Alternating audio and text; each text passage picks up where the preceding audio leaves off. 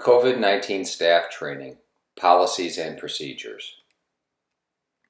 What is COVID-19? COVID-19 is a highly infectious disease caused by the SARS-CoV-2 virus. SARS-CoV-2 is a new coronavirus that has not been previously identified. SARS-CoV-2, which is the virus that causes coronavirus disease 2019, or COVID-19 for short, is not the same as the coronaviruses that commonly circulate among humans and cause mild illness, such as the common cold. For the purpose of this training, we will refer to SARS-CoV-2 and the disease it causes, COVID-19, interchangeably. What are the symptoms of COVID-19? The most common symptoms of COVID-19 include fever or chills, cough, shortness of breath or difficulty breathing, fatigue, muscle or body aches, headache, new loss of taste or smell, sore throat, congestion or runny nose, nausea or vomiting, and diarrhea.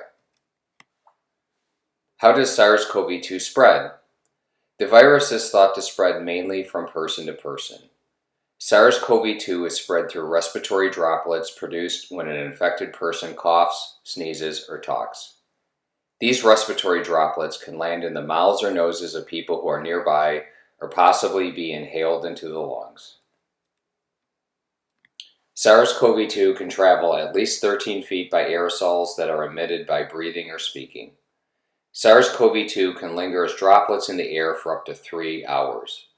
COVID-19 may be spread by people who are not showing symptoms, also called asymptomatic carriers.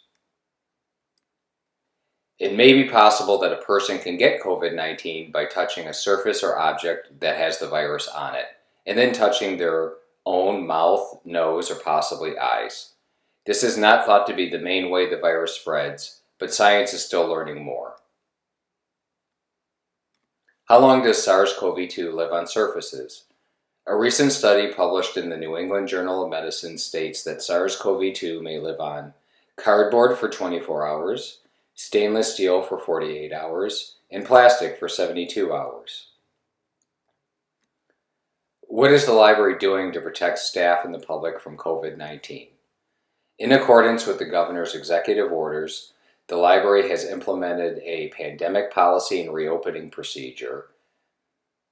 This is a detailed plan to protect the public and library staff and to mitigate the spread of the SARS-CoV-2 virus. Every library staff member is required to read this plan and to abide by its procedures. We will now discuss the highlights of this plan. Personal protective equipment. All library staff will be issued personal protective equipment, also referred to as PPE. The PPE will include cloth masks and higher grade protective masks if we are able to obtain them, latex or comparable gloves, and face shields. Cleaning and disinfecting agents. The library will provide alcohol-based hand sanitizer for personal use. Cleaning supplies such as EPA-approved disinfecting agents, reusable cleaning towels, and disposable paper towels. Library staff health screening procedure. When the library is permitted to allow staff to return, per executive order, staff will be required to undergo a self-administered health screening process before beginning all work shifts at any library facility. The health screening process is composed of a self-administered questionnaire and a self-administered temperature check using a touchless thermometer.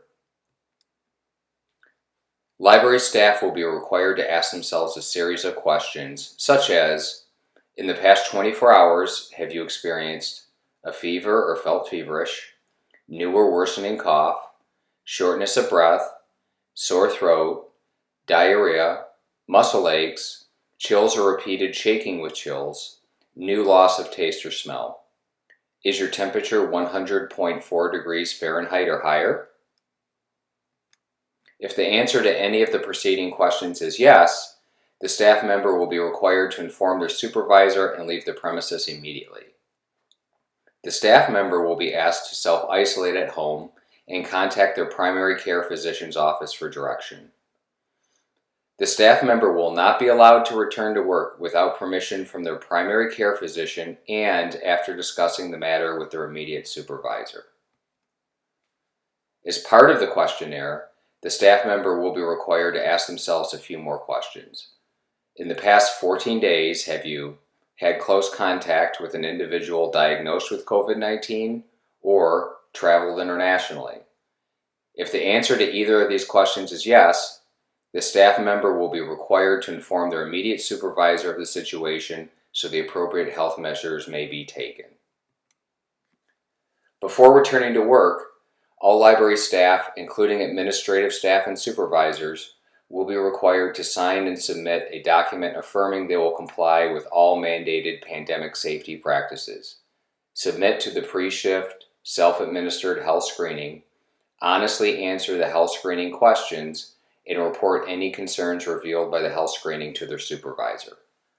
All library staff, including administrative staff and supervisors, will be regularly required to reaffirm their compliance with all mandated pandemic safety procedures, either through paper documentation or by electronic means. COVID-19 diagnosis reporting procedure.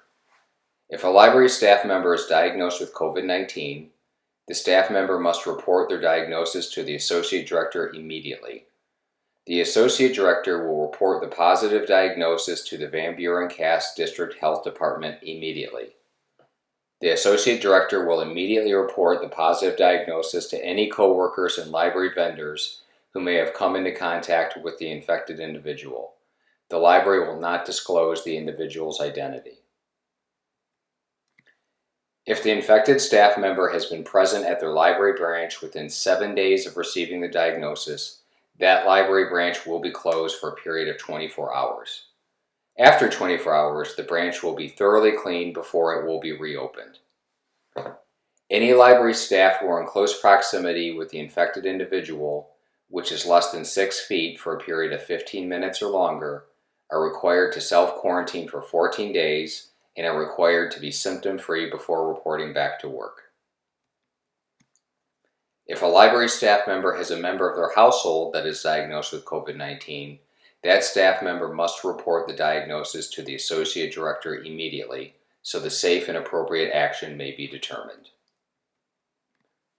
If the library learns that an individual such as a patron, vendor, or contractor that has visited the library is confirmed as having COVID-19, the library will notify all staff who have come in close contact with said individual within the previous 7 days. Reopening procedure. The library will reopen in phases. Phase 1 is curbside only pickup of library items. Phase 2 will allow library patrons limited access to the library's facilities. Phase 3 will be a return to regular library operations, with some exceptions. Phase 1, curbside pickup. The first phase, or Phase 1, is curbside pickup of library items. Curbside pickup is designed to limit exposure between individuals. During this phase, the public will not be allowed inside library facilities for any reason. Library patrons must call ahead to request items or request items through the library's catalog, which will be prepared for pickup. Library staff will also make copies and send faxes for library patrons as paper is considered relatively safe. This phase will likely last several weeks. During Phase 1, or curbside pickup, all library staff will be required to remain at least 6 feet apart at all times, will be required to wear masks when working with library patrons and when working within less than 6 feet of colleagues, will be provided with face shields, which they may choose to wear, will be provided with latex or comparable gloves, which they may choose to wear to perform specific tasks, such as emptying the book return. Will be required to use a tissue or the inside of one's elbow to cover coughs and sneezes. During curbside service, or Phase 1, all library staff will be required to clean any items they use, such as computer keyboards and mice, telephone receivers and keypads, writing instruments, book cart handles, sink knobs and toilet flush handles, and wash their hands with soap for 20 seconds or use hand sanitizer at regular intervals. During curbside service, or Phase 1, all library staff will be required to clean all high-touch surfaces at the beginning and end of each shift, including countertops, tabletops, doorknobs, and handles. The minimum number of staff required to provide library services will be determined by each location supervisor and scheduled on a staggered or rotating basis. All return library items will be quarantined. 24 hours for paper-only items, 72 hours for any items containing plastic, including books with plastic covers. Phase 2, limited patron access. The second phase, or Phase 2, will allow for limited patron access to library facilities. The amount of time a library patron will be allowed within any library location will be limited to 30 minutes per day total. Patrons may only use computers for a maximum of 30 minutes per day. Library patrons and library staff will be required to remain at least 6 feet apart. Available public use computers will be limited at each branch to facilitate social distancing. Library service counters will all be equipped with plastic sneeze guards. The library will ask all patrons to please wear a mask while inside any library facility. Because there are exceptions to mask usage within the law, such as health or religious reasons, and because there is no penalty within the law for noncompliance, the library cannot require the public to wear face masks. As above, the library will ask all patrons with symptoms of COVID-19 not to enter any library facility. However, because the library is a government entity and library staff are not medical professionals, this request is not enforceable. The library will establish lines to regulate patron entry, with markings for patrons to enable them to stand at least 6 feet apart from one another while waiting. The library will explore alternatives to lines, including allowing patrons to wait in their cars for a phone call, to enable social distancing and to accommodate seniors and those with disabilities. During Phase 2, or limited patron access, all library staff will be required to remain at least 6 feet apart at all times, will be required to wear masks when working with library patrons and when working within less than 6 feet of colleagues, will be provided with face shields, which they may choose to wear, will be provided with latex or comparable gloves, which they may choose to wear to perform specific tasks, such as emptying the book return, will be required to use a tissue or the inside of one's elbow to cover coughs and sneezes. During Phase 2, or limited patron access, all library staff will be required to clean any items they use, such as computer keyboards and mice, telephone receivers and keypads, writing instruments, book card handles, sink knobs, and toilet flush handles. Will be required to regularly wash their hands with soap for 20 seconds or to regularly use hand sanitizer. Staff will be required to use provided materials such as cleaning liquid and cleaning cloths to wipe down items used by library patrons between each use. These items include computer keyboards and mice, writing instruments, counter, table, and desktops. During Phase 2, or limited patron access, all library staff will be required to clean all high-touch surfaces at the beginning and end of each shift, including countertops, tabletops, doorknobs, and handles. The minimum number of staff required to provide library services will be determined by each location supervisor and scheduled on a staggered or rotating basis.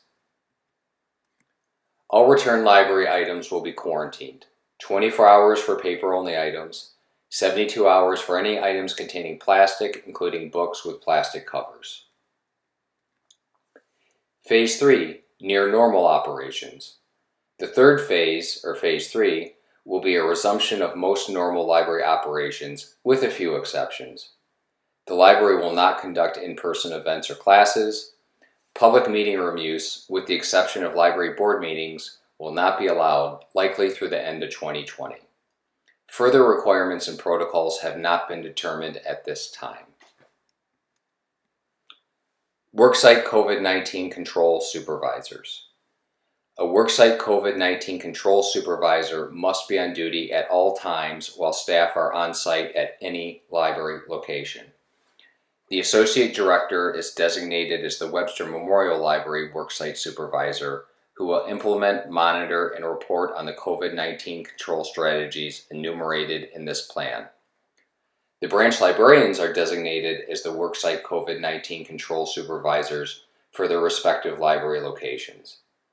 The branch librarians will implement, monitor, and report on the COVID-19 control strategies enumerated in this plan at their respective library locations.